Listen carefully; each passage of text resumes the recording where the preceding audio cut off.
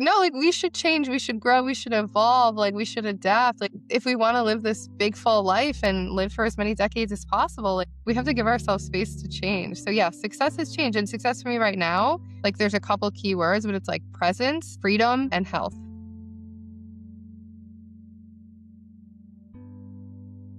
All right. Welcome to the TrueIcon Podcast today. I am so excited for our guest here with Emily Horstman. She's a registered dietitian who brings a diverse background and over 15 years of experience in the health and wellness field. She is the founder and CEO of HealthierSpan, and I love this. She pairs her values with intentional health and living. So I'm so excited to bring her into this conversation about intentionality and how it could lead to momentum in your life and wellness goals. Welcome. Jen, thank you so much. I'm so happy to be here. I really can't wait for this conversation. Backgrounds and life experiences align in so many ways, and I'm so excited to learn from your perspective, especially as a registered dietitian.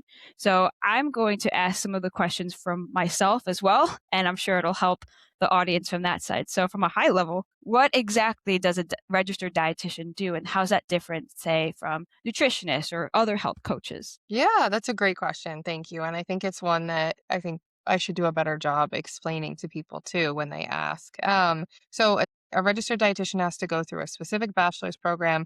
They also require a master's now. And then you have to do like a supervised clinical practice, complete all of that. And it's like only in certain places, it's very structured, and then pass an exam.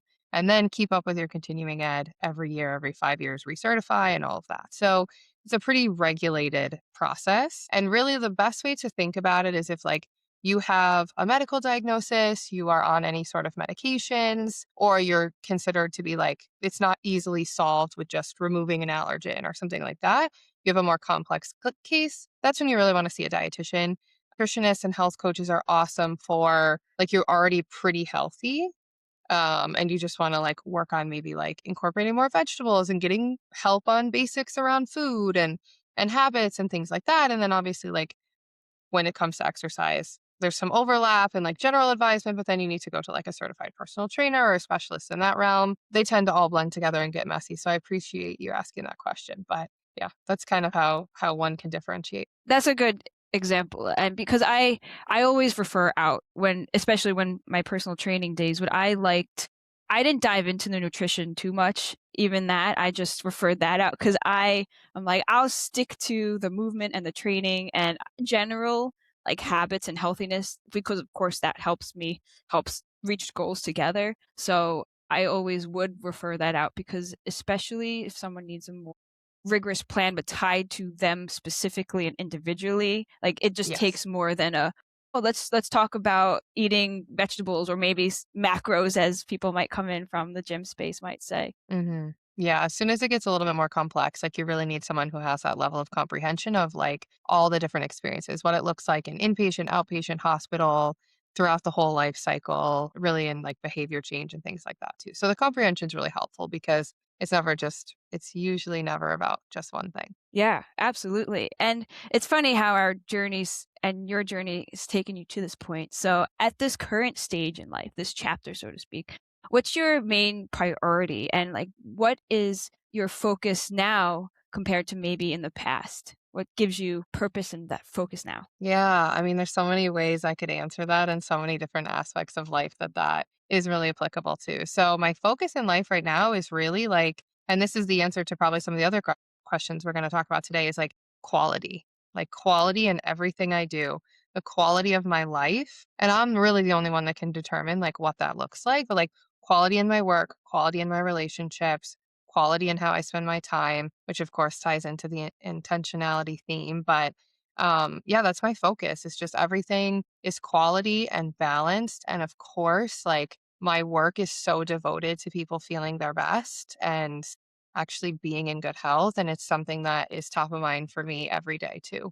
So really health is the foundation to all of the rest of what I desire and what I want. Yeah. And I like how that you're living what you speak to, because that quality that goes into so many different layers. And we're going to talk into intentionality, and a lot of that's the purpose driven. And how can you get to a target if you don't know where it is? First of all, you want to meet these goals, but you have no route to get there. So Mhm. we're going to get into intentionality and really from maybe a scattered approach or trying everything, especially, this time of year, it's more of, okay, new year, I want to get into new habits, but maybe we need to define what intentionality actually is. So how would you define it? Yeah. It's hard to define without just using synonyms, but it's Yeah. like it's doing things on purpose. It's purposeful, it's conscious, it's thoughtful, it's strategic. It's really kind of combining those together. Like I'm not gonna it's the opposite of passive, right? I'm not gonna just do things because this is how we've always done it, or this is what so and so did, or this is what I was taught. Like if it doesn't feel right to you, there's no reason that you should just keep doing it. Like you should be making decisions and having your actions follow in a way that feels on purpose. You don't just want to feel disconnected with like I spend a lot of time talking about like what high agency means. And it's very similar. It's kind of intent it's another way to group a behavior or an action related to intentionality. So you no longer wish to feel out of shape or get winded going up the stairs. You do something to address the problem you're facing. You want to go on vacation to Florida, you plan it, you book the flight, you go. You don't just talk about it for years. Those are just really simple examples, but it's just living a life on purpose. Yeah. And I Yeah. think that this will translate to so many different things for people listening because if you can do one of the main things is our own body, one body, our own health. And if we can act on that intentionally, then how can we act on other things intentionally? And I find, at least in what I do, a lot of times that's the hardest part is everyone is very intentional. Okay, kids got on the bus on time. We got here, we got there, we got this project for work. And what about me? Yeah, I'll do it after work. And then after work comes and the gym is that much harder to get to or that most convenient meal. It's very hard. So Yeah. that intentional, I really feel like that can go to so many different aspects of people's lives. Yes. Every single aspect, honestly, like pretty Yeah. much. So I guess with that, if it isn't many people in many people's aspects of different in their lives, what exactly are they feeling? Like why what are they struggling with now? They're doing the right things maybe. They know what to do. We know to eat healthy. We know to do all of these things that are good for us. And it's not that people are not trying and it's not that it's so hard that it's out of reach. There's like a big balance there. So, what have you noticed in your work and the people you work with? What are they struggling with? And how is that affecting that? Whether it's intentionality, but what are they actually feeling now? Like, what's hard for them that maybe we don't talk about? Yeah. I mean, it's so different. And I meet people who they either know what's wrong or like the deeper issue or they don't. But within definitely by the second time we have a session, I can tell them basically. Right. And how I choose to tell them is a little bit up to me. It's delicate and it's individualized. But if we want to kind of play to the masses, and people are talking about this, people are burnt out. People are experiencing significant decision fatigue. We were never, and it's part of my curriculum and my methodology. We do a digital detox. We take stock of what you're consuming, and it matters so much. I just had a woman, she's in her midlife, and we were working through things. And I said, you have a ton of wisdom. Like, and I listed off various things in her life that prove that to both of us. Not only do I believe humans have wisdom, but I said that. And then I said, but it doesn't seem like you're using it.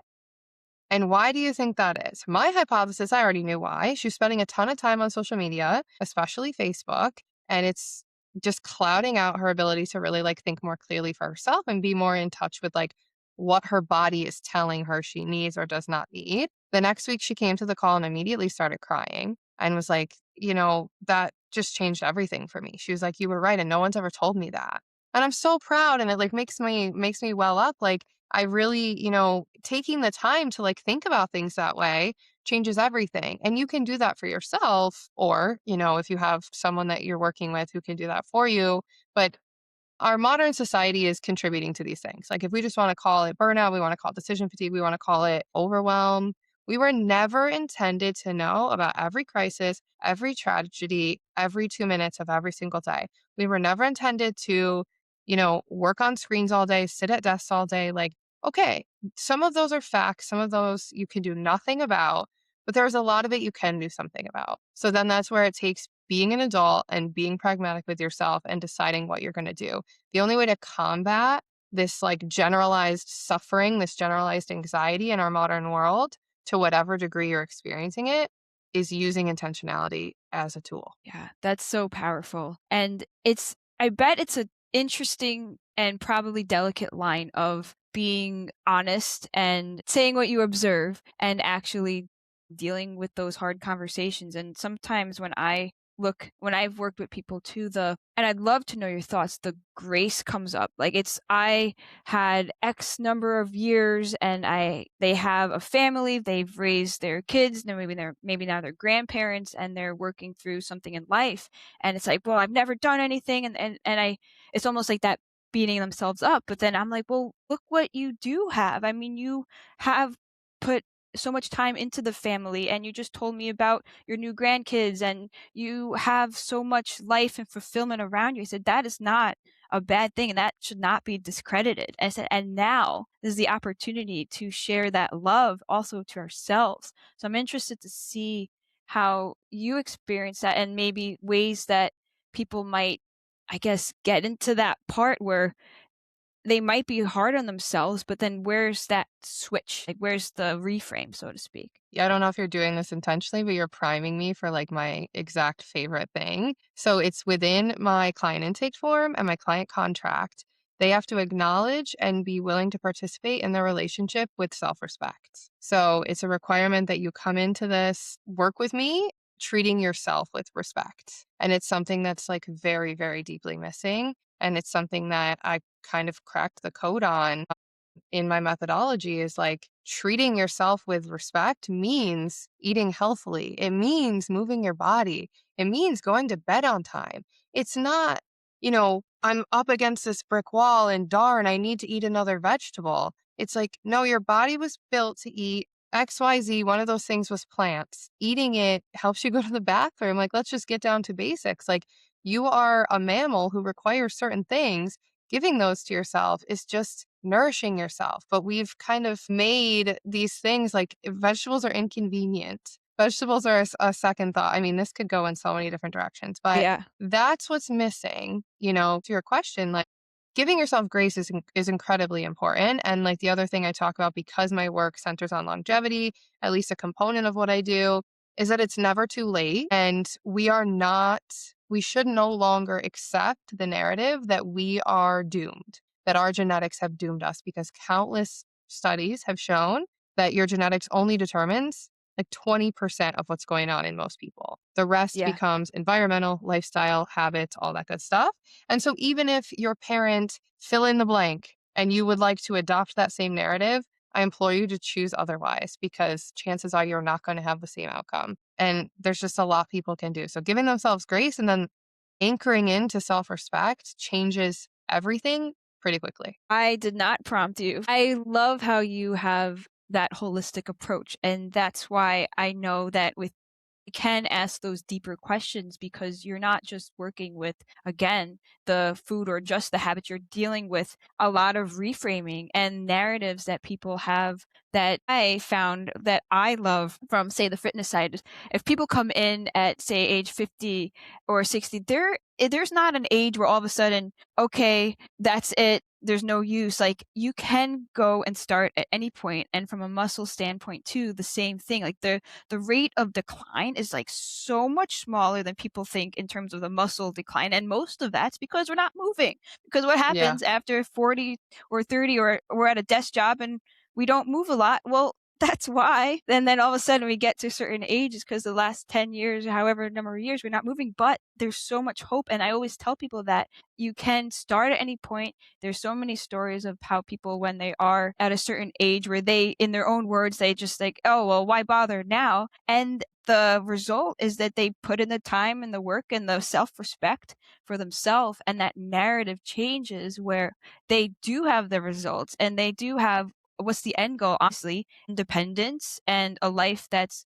they can live without as much dependence on the people around them, the life they actually want. So at the root core, I mean, going into the longevity, it's not just the aesthetics, it's not just the weight loss, it's the longevity of a like you mentioned in the beginning, a quality life, and if quality and fulfilled, and the strength and well-being to pick up your grandkids. And if you don't have grandkids, maybe you want to travel the world. Like that's the end goal that we don't talk about. We talk about the surface level and the vanity and the meeting the social media where it's at in terms of the greatest number of eyes on someone with influence, and it gotta meet this image that very likely might be photoshopped or tweaked in one way, shape, or form. Yeah, I mean, if someone is saying to themselves like it's too late, like I'm 50, I'm 60, why bother? My recommendation is go ahead and hop into your nearest nursing home, grab and find somebody who you can have a conversation with, grab a chair and ask them.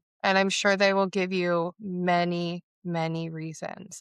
We are not just talking. And then the beautiful thing I love and the thing that I'm working on trying to get this message to more people, like, but I don't really know how to say it. So maybe, listeners can give you feedback. The things that we're doing right now, when you root them in like holistic wellness and you do the right habits right now, they're the same things that are going to make you look and feel good in your 30s and still be functional and active and energetic in your 70s and 80s. They're going to give you, they're the same things. So it's Yeah. not like it's a different recipe and formula for every decade. And if you're like, well, it's too late, why not? Even if you're 75 years old, there's still like, buy yourself one extra year. I'm pretty sure just about everybody who's facing a terminal illness would go back and do just about anything for one extra year.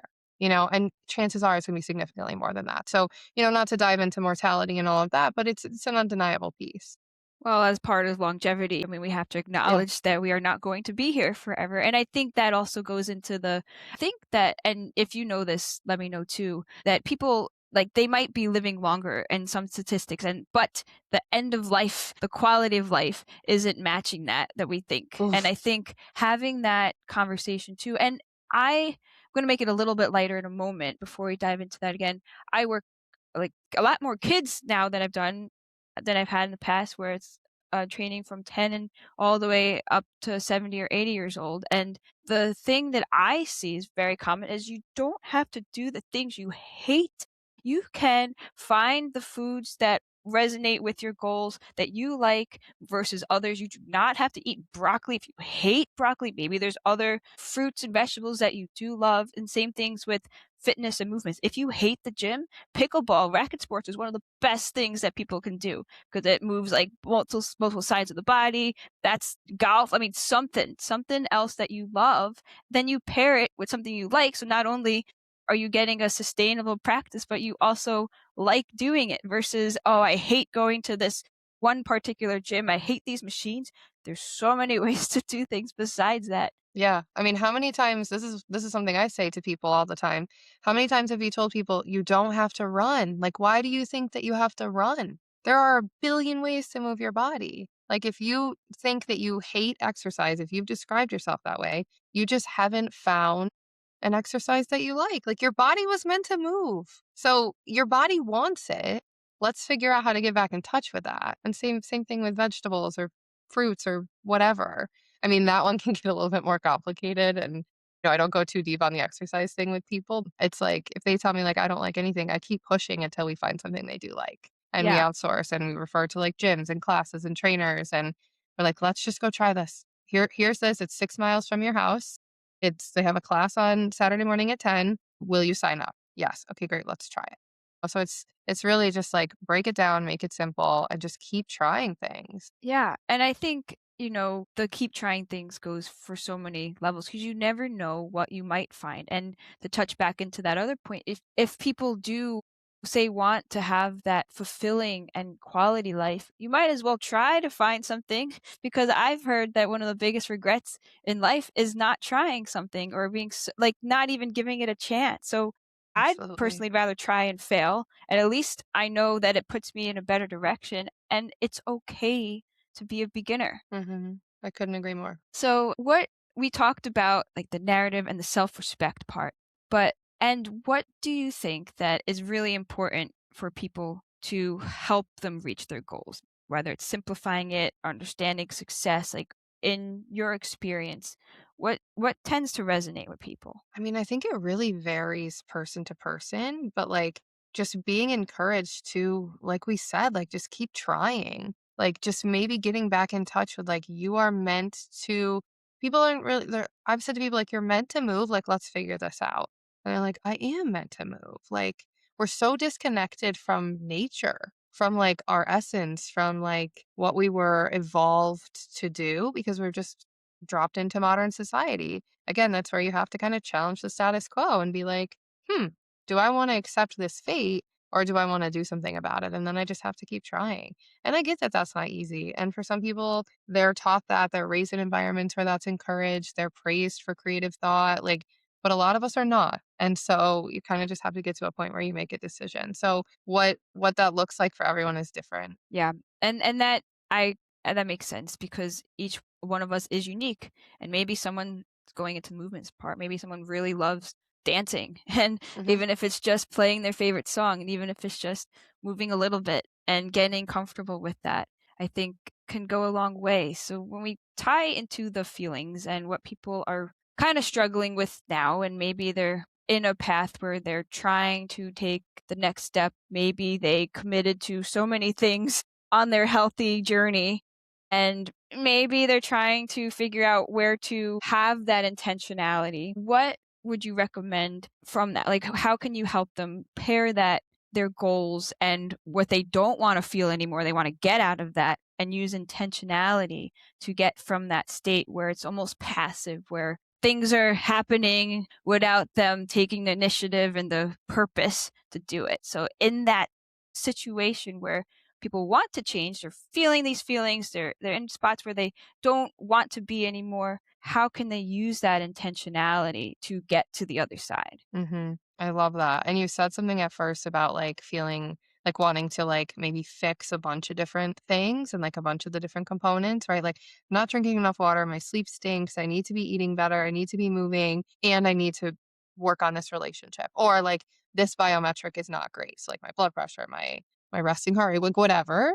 Maybe they want to and they want to fix all those at once and you kind of dive in and it gets so overwhelming. I mean, I've been there so many times because things just pop up and like I even have a foundation and I still have gotten there. So I really understand that feeling. I think people need to just decide and prioritize, just like when you get overwhelmed at work or you get overwhelmed with whatever it is you're doing, like you try to break it down, find actionable steps, and choose what the priority is going to be. Can't focus on everything all the time. But the really nice thing is that all of those things that I use as examples, they all positively contribute to each other. Again, they all overlap. It's not like any of them oppose each other for the most part. And so, something you do to help yourself in one area of your health is going to bring the others with it, which is really reassuring. So, I say just distill down what's bothering you the most or what is the most urgent. Are you on the cusp of a diagnosis with something? Do you have a symptom that's really debilitating you right now? Do you have, a deadline and this issue is interacting with that? Like, whatever it is, figure out what you're going to prioritize first, put your energy into that, and then the others will get easier. So it's kind of up to the person where they want to start, but like they should feel validated in how overwhelming it can be. And then just figure out how to break it down and get started. A lot of it is like you could maybe do it yourself, depends on what it is, or like see if you can hire someone for professional support in that area Yeah, and so build some that momentum. clarity. Because I think that so many times we're told all the things, we're also told all the things at once, whether it's social Hmm. media or even going to the doctors, like, oh, what about this? Have you been sleeping well? I mean, now they're asking more questions in some cases about mental health as well. But Yeah. I like how you mentioned that they all are kind of working on the same working towards that Yeah. positive goal, and that takes off some pressure because it's like, "Oh, you know Hmm. what? If I work on my sleep, maybe I'll wake up feeling more energized where I'm not grabbing that, thing that I shouldn't grab, and I use it you choose a healthier option. Maybe that has protein and that keeps me full the next couple hours so that when it's lunchtime, I can actually enjoy my lunch and not just rush with the next thing because I'm starving by 10 a.m." And like, I bet it trickles. Hmm.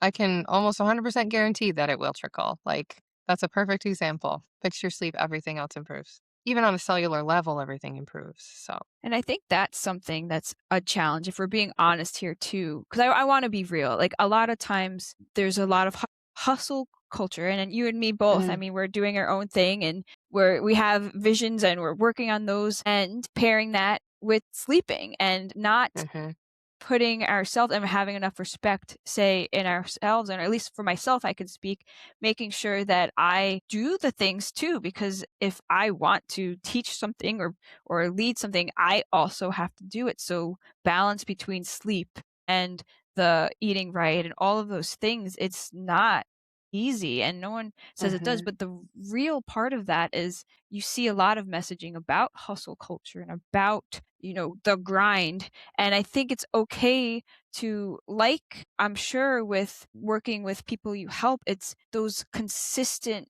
actions. You can chip away at, say, parts of your business or your job or career or family life, chip at that while focusing on yourself. You don't have to hmm choose. And if you can just focus on one thing like sleep, you don't there's less pressure to do all of the things and take care of family. No, I'm focusing on sleep and making sure, I don't know, I mentioned the kids example. My kids are dressed and ready in the hmm morning and got their stuff going on. And, your top priorities versus everything. hmm Yeah. I mean, you've heard the analogy about like the glass balls and the plastic balls. Like they're all in the air right now. These three ones are glass. So if these drop, they're going to break. These ones are plastic. If these drop, they'll bounce back up and we can deal with them tomorrow.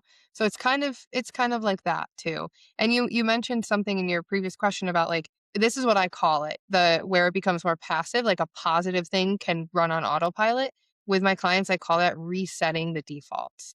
So we intentionally choose up front. These are habits or behaviors or actions that I'm going to take that hit these different goals and support me in these different ways. And the only way to make them passive or habitual is to consistently do them. So you put in that effort for a couple of weeks. Every different scientist and paper is going to tell you habits take X amount of different time. You just chip away your systems, and before you know it, they're running on autopilot, and you can more cognitively and consciously tackle the next piece. But I didn't want to go without kind of answering that because it's critical, and you will make progress if you just make progress. Yeah, and not it's not always perfect, and there's days that are hard, Definitely but that not. doesn't mean there's not progress. I didn't hear the Exactly. glass ball analogy. I never heard that before, so It's really big in like parenting circles, right? But it's okay. like applicable to everybody. We all have different priorities every day. We're all doing too much. And like it's true about hustle culture. And you and I have talked a lot about this offline, like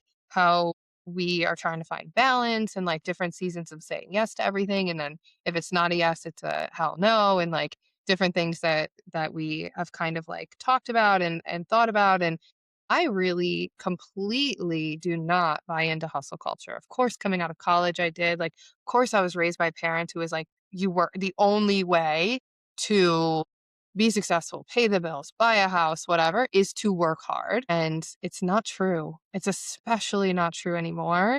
And I'm really like in my household, we talk a lot about work smarter, not harder. And so, like, I know everyone sets up like a different strategy of like how they can kind of make that happen. Hustle culture is BS. If you feel like you're stuck in it, the best thing you can do is get yourself out of it. Does that mean that I don't work super hard or really long days sometimes? Does that mean I don't get myself overbooked? This week I had committed and bit off way too much. It was chaos. It was too much. I knew it going into it. I had Sunday scaries for the first time ever since working for myself.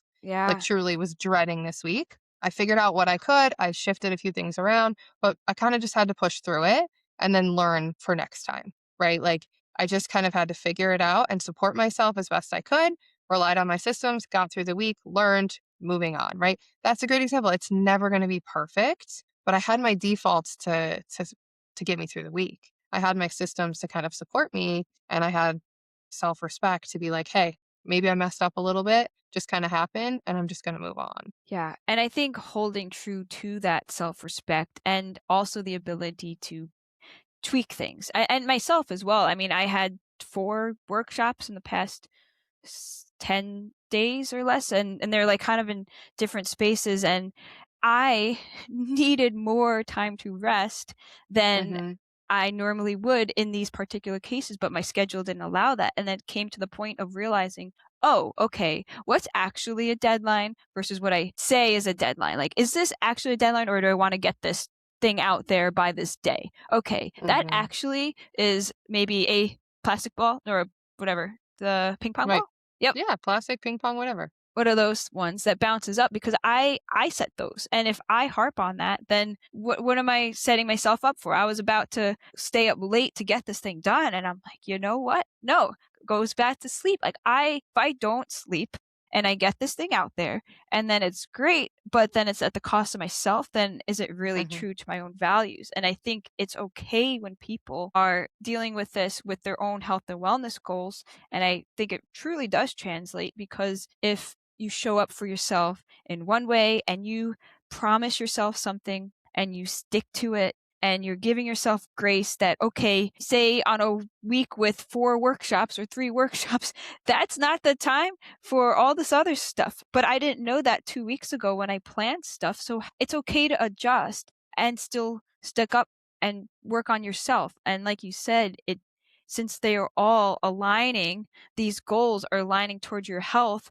maybe you want to focus more on sleep or you want to focus on something else. It's not negating it. It's not taking away from those other things. And I think maybe in those times when people do feel it's challenging, where they might want to give up and they don't want to see results, and maybe it is more overwhelming, realizing that, again, it's okay to rest and take a step back. And probably what you said earlier is, like, look at what the whys are. Do you have a deadline? Do you have all of those things? What's your why? And then holding that respect, because we're not perfect. And there's a lesson. There's a lesson. Okay, I'm not going to overwork myself the same way this week, and it's going to make me stronger next week. So I guess the grace, the self respect, and then you're setting up those habits for yourself, and that the roots of that successful journey. But I'm sure that takes time, but giving ourselves grace for that too. Mhm. Yeah, I mean, it's like, if you're not going to, use your brain, people are like, "Well, it's hard," or "It's a privilege," or da da Yeah. da da. All right, fine. Maybe that's true, but what are you gonna do about it? I don't have the energy at the end of the day. Okay, choose your hard. Like, if you're not gonna use your brain power, your time, your resources, whatever, for your health and well-being, what are you saving it for? Yeah. Gonna let that sit, because again, we only have that one life, that our own health and well being. Mhm, We can't give if we don't have. We can't give if we're not full. And maybe we can sometimes, but why are we the most burnt out now mhm. as a Yeah, something's society? not right. So when someone might be on the fence of, I want to take this intentionality thing more seriously, I want to have more purpose, maybe they have their why. I guess, if people really are intentional, what could be a best case of that? Like, what could life look differently, rather than feeling rushed and feeling maybe judgment or shame or guilt or all of these things that come from maybe letting life lead you? But after that shift, after someone realizes, okay, I have a lot more power in my own choices in my own life than I thought, what could that best case be? I know it's different for everyone, but what could that feel like maybe? What have you noticed? Like peace, harmony, like ease, joy, the things that we think are, or that we're told to think are frivolous, play, vacation, balance. Like, that's what people want. That's what's underneath the feeling when someone is like, I want to, come to you for these biomarkers, or I want to improve my health in this way, or, I experienced my own journey after having my kids and going through the pandemic, and all these things kind of came to light. And I was like, where do I start? How do I address this? But like, some of the things I was trying to fix is like, I wanted my body to feel like my body again. I had some musculoskeletal issues. I wanted to have energy, and I needed to like give myself grace with like, okay, I'm not going to like be upset that my baby can't sleep through the night, but I do know that I'm going to control the things within my control. So like, when you're desiring, like, I want to fix my sleep, I want to be eating better, what you're actually saying is, I want to feel well. I want to be able to cultivate in my life like a piece of calm or peace. Or have you seen that meme that's like, well, I don't even know if it's a meme. I'm a boomer at heart, I think. But it's like the true luxuries in our modern life are like deep sleep, deep work, rest, and play. Like those used to be defaults. Those are part of everyday life. Like a clear mind, a clear mind. Like only Buddhists are talking about that now, right? Or people who are like actually being intentional. It's like those are the things I want. And often when people are saying that they want these different things that we're identifying as kind of like superficial, like they're really not superficial. There's something kind of under there, and those are those feelings. I'm sure there's more, but that's commonly like what people are actually saying or thinking or finding. Yeah, and it's so reassuring to know that these things are out there and they're not just luxuries, and the balance and the joy and the play and the happiness, things that we think we can only find on vacation, maybe from a life we might be running from, if we're going to say that. I mean, why don't we live the life that gives us energy and put that Mhm. into our own selves? Because in the end of the day, I think after hearing you as well, our whys are basically the whys we should be saying, what we think. And I'll go into that, where maybe we want to look good for the summer, or we want to um do it just because our doctor said this or that, and I don't want to upset my doctor. I hear that sometimes. Oh, I got this test, I got to do good for the next 2 weeks. I'm like, okay, but what if you do this and do it for you and have the clear mind? And it's reassuring that it's possible to get there from choices that you can shift right now. You can choose right now to take one step.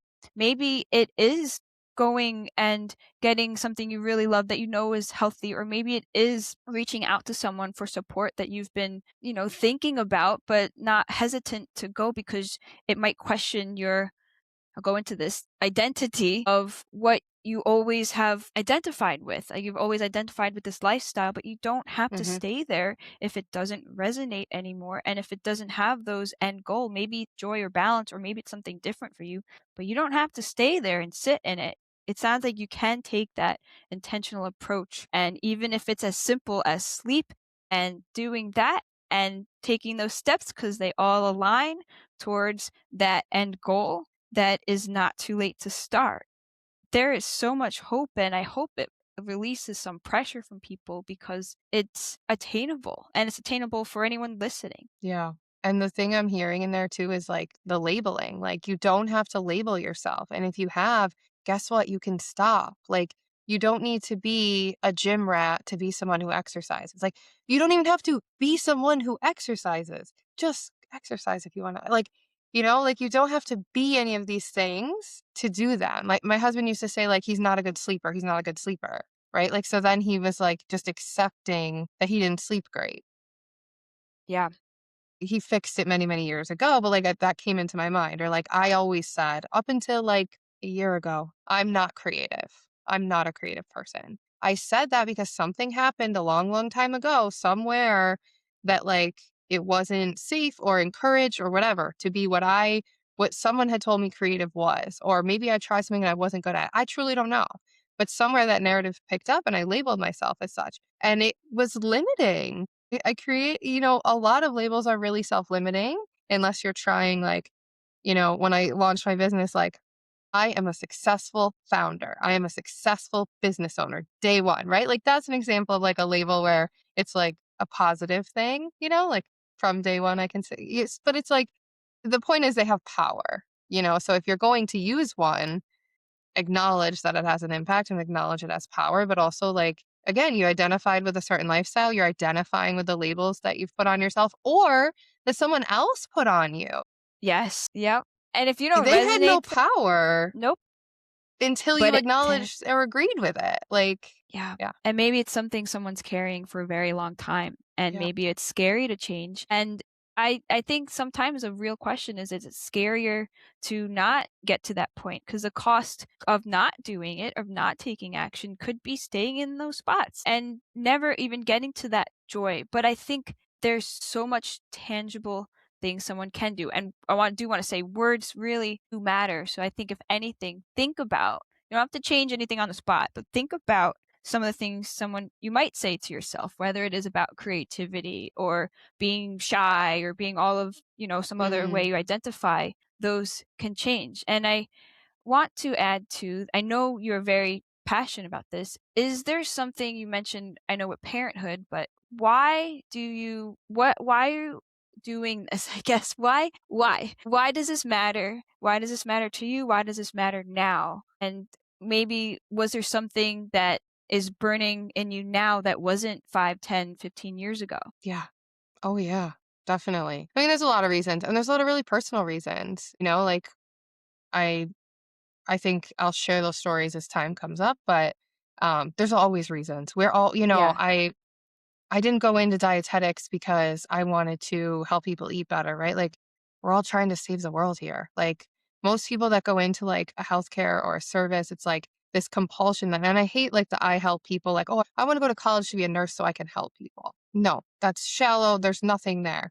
What is it actually? Like, are you trying to save someone you love that you couldn't save? Like, are you trying to like what is it really? I mean, there's a lot even beyond my psychoanalysis and armchair psychology that I do, like that's there. But there's a lot of reasons. But my son will be 6. He's my oldest next month, which is so wild.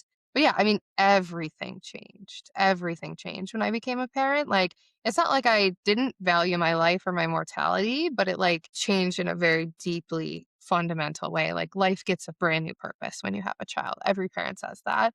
And it's very true and it's very deep. And I want to and I now see, like, how people interact with them, right? Like, especially my youngest is now a little over 3, so they're not on the floor as much as, like, babies are crawling and laying and all that, but, like, people were on the floor with them, and, if people wanna babysit them for the day now, like, they need to be able to keep up with them. So it's like, that's very important, and seeing how that either does or doesn't go well is really motivating. Like, I just wanna keep up with them, like, I wanna travel the world, I wanna enjoy my life, like, have a family, like, I have the life I've always dreamed of beyond my wildest dreams. So now I just wanna enjoy it. And the only way to really make that happen is to take care of myself. Is that what you find success now? The Yeah. family? Like, Yeah. yeah, I mean, it's like yes, of course, like, it's changed so many times. Like, I graduated from college in 2013, so it was still, like, very much, like, climb the corporate ladder was pretty Yeah. encouraged, like, make a difference in healthcare. Dietitians kind of max out on their growth potential pretty early, so, that's why I jumped into other industries for a Mm. while until I realized I could do it myself the way I wanna do it. That's my entrepreneurial story, but, yes, it's changed a lot of times, and that's an area where I can give myself grace. And please know, I have not always been good at giving myself grace. The reason I'm so passionate about these things, like what I talked about, self respect, all of that is because I really learned it the hard way and kind of came out on the other side. So it's not like I'm saying this because I've always had these things. It's because I've experienced both sides of them. So I can give myself grace with being like, oh, yeah, success should change. That's the other thing that I think is like so toxic is like, you've changed. Thank you. How on what world is Yeah. that like no, like, we should change, we should grow, we should evolve, like, we should adapt, like, if we wanna live this big, full life and live for as many decades as possible, like, we have to give ourselves space to change. So, yeah, success has changed, and success for me right now, like, there's a couple key words, but it's, like, presence, freedom, and health would be, like, the top that come to mind. Yeah. I I love all of that, and it's also good to know that you have your own journey. I mean, no one is perfect, and that's a lot of times it's through the journey, through the failures, through the hardships where the beautiful things come and the beautiful things happen in order to share that with more people. And I'm going to Mhm. change gears a little bit towards the end as we come more towards the closing and closing thoughts of on that topic of where you really are, you have that greater definition of success at the moment. It could change.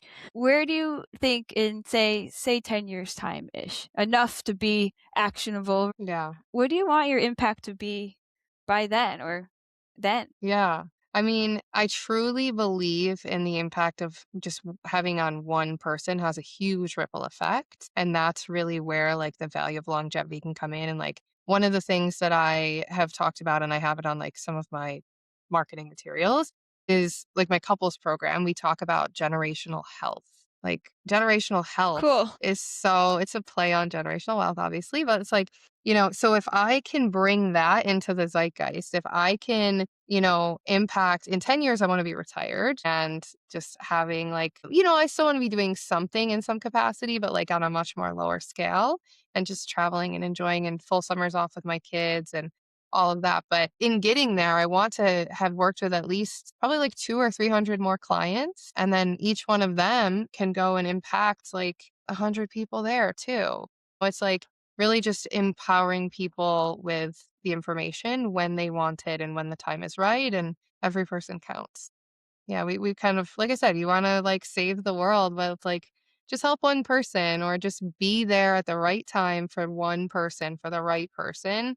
And then the impact really, really is exponential. Also, so true for other people to know that now, especially, I mean, the world's pretty crazy. And how can Hmm. we continue to spread that positive change and the positive ripple effects in the people around us too? And we don't have to do a lot. It could be a conversation, it could be an action, it could even be an action towards yourself of that self-respect. Because again, if you're trying to give to others, how can you do so when you're fading or you're on Hmm. the cusp of burnout?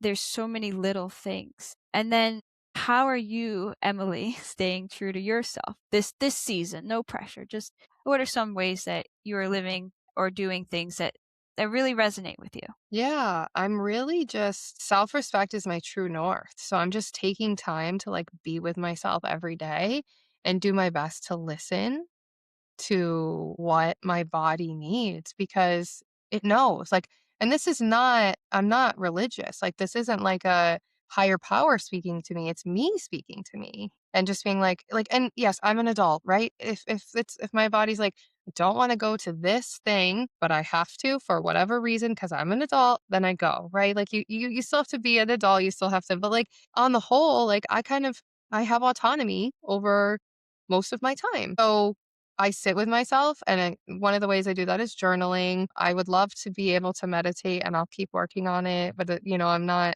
by no means am I perfect or perfectly consistent in this, but in some way, shape, or form. And sometimes it's just writing out a list. Sometimes it's reorganizing my priorities, like whatever that may be. Sometimes it's like choosing to take care of the dishes or drive to pick up the kids in silence so I can just like have a moment. And then I just can get back in touch with like what kind of needs to be done. And the other thing, if I can offer this to anyone listening, if you're upset with how the world is going right now, the ultimate act of resistance is doubling down on yourself and like reclaiming joy. Because a lot of the systems that have made life in the United States less fair, less equitable, less quality benefit off your misery. So if you want to rebel and resist, define what that looks like to you, but taking care of yourself is a great way to do that. Yeah. And then it continues to bring other people up just by you focusing on you. Exactly. And what's something, even something small, any other thoughts on what someone can do maybe within the next 24 hours, maybe today, and hearing this, that's towards their health? Journaling, like, I've said this on another Yeah. podcast, and it was with a healthcare provider, and she was like, "What? Like, you're a dietitian and that's what you're saying?" It's like, that's the season of life I'm in right now, and if someone's only gonna do one thing, like, I can't say, like, "Go cook some zucchini with a little bit of olive oil, a little bit of sea salt, and it's the best way, roast it at 375 Yeah. for 24 minutes." Not everybody likes zucchini. Not everybody has zucchini, but like if everyone wants to do something that's easy, accessible, piece of paper, pen, phone, and your notes app in your phone, like just write just a free form for 2 minutes or something. It might calm you down, and then you can make better decisions. And then you can be like, oh yeah, I am going to think critically about food. I am going to plan my dinner. I do want to have more clarity. I just experienced clarity. How can I do this more? I think it can bring things with it. Of course, like if it's like doesn't have to be accessible in the next 24 hours, there's different things. But to answer that, I think would be just write something for yourself. No one ever has to see it. Throw it away after, whatever. I couldn't agree more because that's something that, I mean, even if you want to use your phone, use a voice journal, Yes. voice memo, because it aligns people back to their why, and it could align them on what am I actually stressed about versus what I say or think I'm stressed about. What can I do about it? And what do I want to feel? where do I want to be? And if you could get more clear on that, then the how, then okay, I could make all of those beautiful dishes or I could make something simple and just have raw, whatever, vegetables or whatever the case. And I can do all those things, but getting clear on that why, even if it's the journaling without the why, like maybe you're just journaling and it comes out. Boom, clarity. Okay, I got to step Exactly. towards the direction I'm looking for. I don't have to fit to those old narratives or whatever comes up. Absolutely. All right, so where can people find you? So I kind of have two branches of my practice right now. I'll save you the story as to why, but I have two Instagrams. So I have Aging Better RD. That's my longevity, my main hub where I'm kind of a little bit more general. And then I just launched a GLP support specialty branch, and that is on Instagram as well at Smarter GLP-1 Nutrition. I'm also on LinkedIn. I am not on Facebook. I have all my stuff is on YouTube, and then my biggest content hub where everything kind of generates and flows out is on Substack. So that one is Antidotes for Aging and Anxiety, or my name probably will come up too. And we'll put those in the show notes as well. So, any last thoughts, any last message you want to leave our listeners with?